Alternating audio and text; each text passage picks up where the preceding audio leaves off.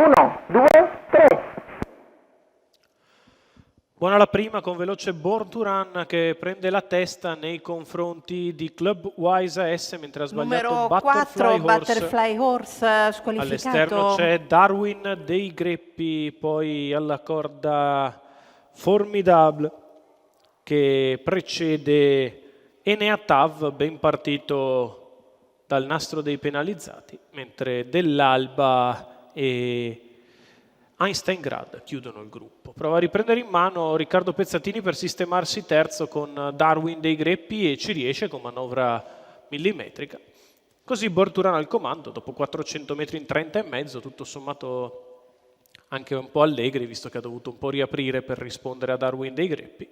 Seconda posizione Club Wise AS, in terza appunto Darwin dei Greppi che precede Formidable, Enea Tav, Dell'Alba, Einstein Grad. Frazioni 16,1 per la curva di destra, con sempre al comando Born to Run, in seconda posizione Club Wise AS, mentre muove allo scoperto Enea Tav dopo un giro passato in 1,3.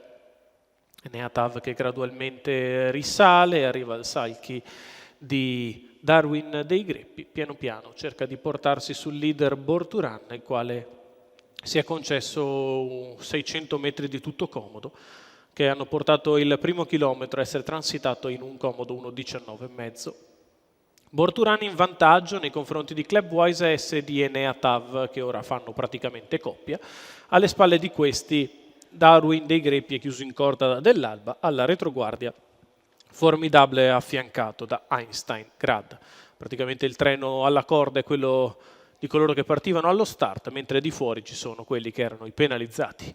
600 al palo, frazioni in 14,8 per la curva, Born to Run in vantaggio, Club Wise S in seconda posizione, allo scoperto sempre Enea Tav che si trascina, Dell'Alba in corda Darwin dei Greppi, Formidable e Einstein Grad chiudono il gruppo, non cambia nulla, 400 dal palo, 2,4,2 per il miglio di gara, Born to Run è in vantaggio, Enea Tav prova ora l'attacco, con Born to Run che deve riaccelerare per rispondere ad Enea Tav che tira la bordata sulla curva, cerca di muovere Einstein Grad in mezzo alla pista, la retta d'arrivo per Born to Run che è in vantaggio, Enea Tav insiste sul passo di dentro Club Wise, insiste Enea Tav, scatta a largo di tutti, Einstein Grad è in vantaggio a Enea Tav vince nei confronti di Club Wise S, al terzo posto finisce Einstein Grad, 1,17,1.